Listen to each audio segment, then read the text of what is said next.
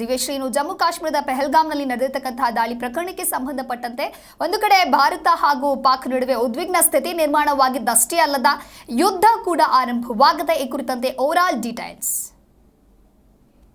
Operation ಸಿಂಧೂರ ಈ ನಂತರದ ಸಂದರ್ಭದಲ್ಲಿ ಭಾರತದಾದ್ಯಂತ ಸೂಕ್ಷ್ಮ ಹಾಗೂ ಗಂಭೀರವಾದಂಥ ಸಿಚುವೇಶನ್ ಇದೆ ಅಂತ ಹೇಳಿದ್ರೆ ತಪ್ಪಾಗುವುದಿಲ್ಲ. ಆದರೆ ಇವತ್ತಿನ ದಿನ ಎರಡು ಪ್ರಮುಖ ಮಹತ್ವದ ಸಭೆಗಳು ನಡೆದಿದೆ. ಒಂದು ಪ್ರಧಾನಿ ನರೇಂದ್ರ ಮೋದಿ ನೇತೃತ್ವದಲ್ಲಿ, ಮಗದೊಂದು ರಾಜನಾಥ್ ಸಿಂಗ್ ನೇತೃತ್ವದಲ್ಲಿ ನಡೆದಿರುವಂತಹ ಮೀಟಿಂಗ್. ಮೊದಲನೇದಾಗಿ ನಾನು ರಾಜನಾಥ್ ಸಿಂಗ್ ಅವರ ನೇತೃತ್ವದಲ್ಲಿ ನಡೆದಂತಹ ಮೀಟಿಂಗ್ನ ಜಿಸ್ಟನ್ನು ನಿಮ್ಮ ಮುಂದಿಡುವಂಥ ಪ್ರಯತ್ನವನ್ನು ಮಾಡ್ತೀನಿ. ಸರ್ವಪಕ್ಷಗಳ ಸಭೆ ಆಯಿತು. ಅದರಲ್ಲಿ ಪ್ರತಿಪಕ್ಷದ ಬಹುತೇಕ ಎಲ್ಲ ನಾಯಕರು ಕೂಡ ಭಾಗಿಯಾಗಿದ್ದರು. ಮೊದಲಿಗೆ ರಾಜನಾಥ್ ಸಿಂಗ್ ಮಾತಾಡಿದ ಸಂದರ್ಭದಲ್ಲಿ ಆಪರೇಷನ್ ಸಿಂಧೂರ ಯಾಕಾಯಿತು, ಹೇಗಾಯಿತು ಅನ್ನೋದರ ಕುರಿತಂತೆ ಮಾಹಿತಿಯನ್ನು ಹಂಚಿಕೊಳ್ತಾರೆ. ನಂತರದ ಸಂದರ್ಭದಲ್ಲಿ ಒಂದು ಭಾರತ ಅಂದ ಸಂದರ್ಭದಲ್ಲಿ ಪ್ರತಿಪಕ್ಷಗಳ ಅಂದರೆ ಪ್ರತಿಯೊಂದು ಪಕ್ಷದ ಸಹಕಾರ ಅನ್ನೋದು ಬಹಳ ಮುಖ್ಯ ಆಗುತ್ತೆ. ಆ ನಿಟ್ಟಿನಲ್ಲಿ ಎಲ್ಲರ ಸಹಕಾರವನ್ನು ಕೊಡ್ತವೆ. ಈ ಸಂದರ್ಭದಲ್ಲಿ ಅಷ್ಟೂ ಪಕ್ಷಗಳು ಕೇಂದ್ರ ಸರ್ಕಾರದ ನಿಲುವು ನಿರ್ಧಾರಗಳಿಗೆ ತಾವು ಬದ್ಧ ಅನ್ನುವಂಥ ಸ್ಪಷ್ಟ ಸೂಚನೆಯನ್ನು ಕೊಟ್ಟಿದ್ದಾವೆ. ಇದು ಒಂದು ಭಾಗ. ನಂತರ ಸುದ್ದಿಗೋಷ್ಠಿಯನ್ನು ನಡೆಸ್ತಾರೆ ರಾಜನಾಥ್ ಸಿಂಗ್. ಇಲ್ಲೂ ಕೂಡ ಪ್ರಮುಖ ವಿಚಾರಗಳನ್ನು ಉಲ್ಲೇಖ ಮಾಡಿದ್ರು. ಮೊದಲನೇದಾಗಿ ಪಾಕ್ಗೆ ನಾವು ನುಗ್ಗಿ ಹೊಡೆದದ್ದು ನಿಜ. ಉಗ್ರರ ಹೆಡೆಮುರಿ ಕಟ್ಟುವಂಥ ನಿಟ್ಟಿನಲ್ಲಿ ಒಂದು ಸ್ಟ್ರೈಕ್ ಮಾಡಬೇಕಾಗಿತ್ತು. ಆ ನಿಟ್ಟಿನಲ್ಲಿ ನಾವು ಮಾಡಿದ್ದೇವೆ. 100 ಉಗ್ರರನ್ನು ಹೊಡೆದುರುಳಿಸುವಂಥ ಪ್ರಯತ್ನ ಇದು ಅನ್ನುವಂಥ ಸ್ಪಷ್ಟ ಚಿತ್ರಣವನ್ನು ಕೊಡ್ತಾರೆ. ನಂತರದ ಸಂದರ್ಭದಲ್ಲಿ ಸರ್ವ ಪಕ್ಷಗಳ ಸಭೆಯಲ್ಲಿ ನಾವು ತೆಗೆದುಕೊಂಡಂತಹ ನಿರ್ಣಯಕ್ಕೆ ಇತರ ಪಕ್ಷಗಳು ಕೂಡ ಬದ್ಧವಾಗಿದ್ದಾವೆ ಅನ್ನುವಂಥ ವಿಚಾರವನ್ನು ಕೂಡ ಈ ಒಂದು ಸುದ್ದಿಗೋಷ್ಠಿಯಲ್ಲಿ ರಾಜನಾಥ್ ಸಿಂಗ್ ಹೇಳ್ತಾರೆ. ಮಗದೊಂದು ಬ್ರ್ಯಾಂಡ್ ಇಂಡಿಯಾ ಅನ್ನುವಂಥ ವಿಚಾರವನ್ನು, ಆತ್ಮನಿರ್ಭರ್ ಅನ್ನುವಂಥ ವಿಚಾರವನ್ನು ರಾಜನಾಥ್ ಸಿಂಗ್ ಪ್ರಸ್ತಾಪ ಮಾಡಿದರು. ಅದರಲ್ಲಿ ಭಾರತದ ಕ್ಷಿಪಣಿಗಳ ಸಾಮರ್ಥ್ಯ, ಭಾರತದಲ್ಲಿರುವಂಥ ಯುದ್ಧ ಸಾಮಗ್ರಿಗಳ ಸಾಮರ್ಥ್ಯದ ಕುರಿತಂತೆ ಎಷ್ಟರ ಮಟ್ಟಿಗೆ ವಿಶ್ವಾಸ ಇದೆ ಅನ್ನೋದನ್ನು ರಾಜನಾಥ್ ಸಿಂಗ್ ಸುದ್ದಿಗೋಷ್ಠಿಯಲ್ಲಿ ಸಂಪೂರ್ಣವಾಗಿ ತಿಳಿಸಿದ್ದಾರೆ.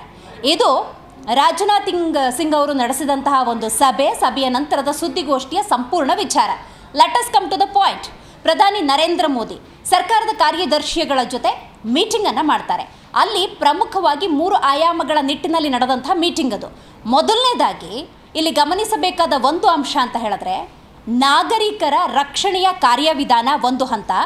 ಎರಡನೇದಾಗಿ ನಕಲಿ ಸುದ್ದಿಗಳು ಹರಡದಂತೆ ಯಾವ ರೀತಿಯ ಕ್ರಮಕ್ಕೆ ಮುಂದಾಗಬೇಕು ಎರಡನೇ ಹಂತ. ಮೂರನೇದಾಗಿ ಮೂಲಸೌಕರ್ಯಗಳು. ಈ 3 ವಿಚಾರಗಳ ಕುರಿತಂತೆ ಕಾರ್ಯದರ್ಶಿಗಳ ಜೊತೆ ಮಾತುಕತೆಯನ್ನು ನಡೆಸಿದ್ದಾರೆ.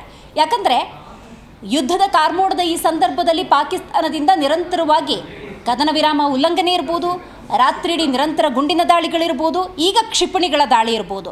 ಆಗ್ತಿರುವಂಥ ಇಂಥ ಸಂದರ್ಭದಲ್ಲಿ ಸರಿಯಾದಂಥ ನಿರ್ಧಾರವನ್ನು ಸಕಾಲಕ್ಕೆ ತೆಗೆದುಕೊಳ್ಬೇಕಾಗತ್ತೆ. ಒಂದು ದೇಶ ಅಂದಾಗ, ದೇಶದ ಪ್ರಧಾನಿ ಅಂದಾಗ, ಗೃಹ ಇಲಾಖೆ ಅಂದಾಗ, ರಕ್ಷಣಾ ಇಲಾಖೆ ಅಂದ ಸಂದರ್ಭದಲ್ಲಿ ನಾಗರಿಕರ ರಕ್ಷಣೆ ಅವರ ಹೊಣೆಯಾಗಿರುತ್ತೆ. ಆ ನಿಟ್ಟಿನಲ್ಲಿ ಮೊದಲನೇದಾಗಿ ನಾಗರಿಕರ ರಕ್ಷಣೆಯ ಕಾರ್ಯವಿಧಾನಗಳ ಕುರಿತಂತೆ ಕಾರ್ಯದರ್ಶಿ ಜೊತೆ ಮಾತುಕತೆಯನ್ನು ನಡೆಸಿದ್ದಾರೆ. ಎರಡನೇದಾಗಿ ನಕಲಿ ಸುದ್ದಿ. ಯಾಕಂದರೆ ಪಾಕ್ ಸಂಬಂಧಪಟ್ಟಂತಹ ಹಲವು ಮಾಧ್ಯಮಗಳನ್ನು ಭಾರತೀಯರು ಕೂಡ ವಾಚ್ ಮಾಡ್ತಿರ್ಬೋದು. ಭಾರತಕ್ಕೆ ಸಂಬಂಧಪಟ್ಟಂಥ ವಿಚಾರಗಳನ್ನು ಪಾಕ್ನಲ್ಲೂ ಕೂಡ ವೀಕ್ಷಣೆ ಮಾಡುವಂಥ ಸಾಧ್ಯತೆ ಇರುತ್ತೆ. ಕೆಲವೊಂದು ನಕಲಿ ವಿಡಿಯೋಗಳಿರ್ಬೋದು, AI ವಿಡಿಯೋಗಳಿರ್ಬೋದು, ಅದು ಪರಿಸ್ಥಿತಿಯ ಉದ್ವಿಗ್ನತೆಯನ್ನು ಇನ್ನೂ ಉದ್ವಿಗ್ನ ಮಾಡಬಹುದು.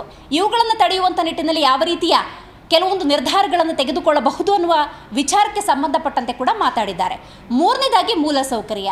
ಏನಾದರೂ ಹೆಚ್ಚು ಕಮ್ಮಿ ಆಯಿತು ಅಂದ ಸಂದರ್ಭದಲ್ಲಿ, ಯುದ್ಧವೇ ಸಂಭವಿಸಿತು ಅನ್ನುವ ಸಂದರ್ಭದಲ್ಲಿ ಯಾವ ರೀತಿ ಮೂಲ ಸೌಕರ್ಯಗಳನ್ನು ಒದಗಿಸಬೇಕು ಅನ್ನುವಂಥ ನಿಟ್ಟಿನಲ್ಲೂ ಕೂಡ ಕಾರ್ಯದರ್ಶಿಗಳ ಜೊತೆ ಪ್ರಧಾನಿ ನರೇಂದ್ರ ಮೋದಿ ಮಾತುಕತೆಯನ್ನು ನಡೆಸಿದ್ದಾರೆ.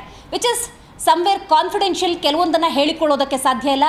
ಕೆಲವೊಂದು ನಾಗರಿಕರ ಹಿತದೃಷ್ಟಿಯಿಂದ ಸೂಚನೆಗಳು, ಸುತ್ತೋಲೆಗಳು ಖಂಡಿತವಾಗ್ಲೂ ಬರ್ತವೆ. ಇಲ್ಲಿ ಒಂದು ಮನವಿಯನ್ನು ಜಿ ಕನ್ನಡ ನ್ಯೂಸ್ ಮಾಡುತ್ತೆ. ಯಾವುದೇ ರೀತಿಯ ಭದ್ರತೆ ದೃಷ್ಟಿಯಿಂದ ಸರ್ಕಾರವೇ ಆಗಲಿ, ರಾಜ್ಯವೇ ಆಗಲಿ, ಕೇಂದ್ರ ಸರ್ಕಾರವೇ ಆಗಲಿ ಒಂದು ಸೂಕ್ತ ನಿಯಮಗಳನ್ನು ಅಳವಡಿಸಿ ಅದನ್ನು ಫಾಲೋ ಮಾಡಿ ಅಂದಾಗ ನಾಗರಿಕರಾಗಿ ಪ್ರತಿಯೊಬ್ಬರು ಅದನ್ನು ಫಾಲೋ ಮಾಡೋದು ಅತಿ ಮುಖ್ಯ. ಇದು ಒಂದು ಭಾಗ. ಆದರೆ ಮಗದೊಂದು ಕಡೆ ಪಾಕ್ನಲ್ಲಿ ಏನಾಗ್ತಿದೆ ಅನ್ನೋದು ಬಹಳ ಮುಖ್ಯ ಆಗುತ್ತೆ. ಹೌದು, ಅಪ್ರಜ್ಯೋತಿತ ಗುಂಡಿನ ದಾಳಿ 10 ಕಡೆಯಿಂದ ಆಗ್ತಾನೇ ಇದೆ. ನಿರಂತರವಾಗಿ ಗುಂಡಿನ ದಾಳಿ. ಈಗಾಗಲೇ ಪಾಕ್ನ ಪ್ರಧಾನಿ ನಮಗಾಗಿರುವಂಥ ಅನ್ಯಾಯಕ್ಕೆ ಖಂಡಿತವಾಗ್ಲೂ ಪ್ರತೀಕಾರವನ್ನು ತೀರಿಸ್ತೀವಿ ಅಂತ ಹೇಳಿ ಅವರು ಕೂಡ ಹೇಳಿರೋದ್ರಿಂದಾಗಿ ಆ ಕಡೆಯಿಂದನೂ ಕೂಡ ದಾಳಿಯ ಸಂಭವ ಜಾಸ್ತಿ, ದಾಳಿ ಕೂಡ ಆಗ್ತಾ ಇದೆ. ಅದನ್ನು ಹೇಗೆ ತಡೆಗಟ್ಟಬೇಕು ಅನ್ನುವಂಥ ನಿಟ್ಟಿನಲ್ಲೂ ಕೂಡ ಭಾರತ ಸನ್ನದ್ಧವಾಗಿದೆ. ಇದೆಲ್ಲದರ ಜೊತೆಗೆ ಪಾಕ್ನ ಸಂಸದರು ತಾಹಿರ್ ವಿಶೇಷವಾಗಿ ಕಣ್ಣೀರಿಟ್ಟಿದ್ದಾರೆ. ಭಾರತದಿಂದ ದಾಳಿಯಾಗಿದೆ, ಅವರು 2.0 ಅನ್ನುವಂಥ ನಿರ್ಧಾರಕ್ಕೂ ಕೂಡ ಬಂದಿದ್ದಾರೆ. ಹಾಗಾಗಿ ಇಂಥ ದಾಳಿಗಳು ಆಗದಂತೆ ತಡೆಯಬೇಕು ಅಂತ ಸಂಸತ್ನಲ್ಲಿ ಚರ್ಚೆ ಮಾಡಿದ್ದಾರೆ. ದೊಡ್ಡ ಮಟ್ಟದಲ್ಲಿ ರಾಜಕೀಯ ನಾಯಕರು ಪಾಕ್ನ ಸಂಸತ್ನಲ್ಲೇ ಚರ್ಚೆ ಮಾಡಿರೋದ್ರಿಂದಾಗಿ ಒಂದು ಆಪರೇಷನ್ ಸಿಂಧೂರಕ್ಕೆ ಪಾಕಿಸ್ತಾನ ಹೇಗೆ ನಲುಗಿದೆ ಅನ್ನೋದನ್ನು ನಾವಿಲ್ಲಿ ಗಮನಿಸಬಹುದು. ಮತ್ತೊಂದು ಪ್ರಮುಖ ವಿಚಾರವನ್ನು ನಾನು ಇಲ್ಲಿ ಉಲ್ಲೇಖ ಮಾಡಲೇಬೇಕು. ರಾಜನಾಥ್ ಸಿಂಗ್ ಅವರು ಸುದ್ದಿಗೋಷ್ಠಿಯಲ್ಲಿ ಮತ್ತು ಸರ್ವಪಕ್ಷಗಳ ಸಭೆಯಲ್ಲಿ ಹೈಲೈಟ್ ಮಾಡಿದ ಒಂದು ವಿಚಾರ ಅಂತ ಹೇಳಿದ್ರೆ ಅದು ಆಪರೇಷನ್ ಸಿಂಧೂರ 2.0. ಒಂದು ಪಕ್ಷ ನೋಡಿ, ಪಹಲ್ಗಾಮ್ ಉಗ್ರ ದಾಳಿಯಲ್ಲಿ 26 ಅಮಾಯಕ ನಾಗರಿಕರು ಹತರಾದ ಸಂದರ್ಭದಲ್ಲಿ ಭಾರತ ಈ ಸ್ಟ್ರೈಕನ್ನು ಮಾಡುತ್ತೆ ಅನ್ನೋದಾದರೆ ಅದಕ್ಕೊಂದು ಸಕಾರಣವನ್ನು ಭಾರತ ಅಂತಾರಾಷ್ಟ್ರೀಯ ಮಟ್ಟದಲ್ಲಿ ಕೊಡೋದಕ್ಕೆ ಸಾಧ್ಯವಾಯಿತು. ಹೌದು, ಭಾರತದ ಮೇಲೆ ಉಗ್ರರ ದಾಳಿಯಾಗಿತ್ತು, ಅದಕ್ಕೆ ಪ್ರತೀಕಾರ ಅಂತ ಹೇಳಿ.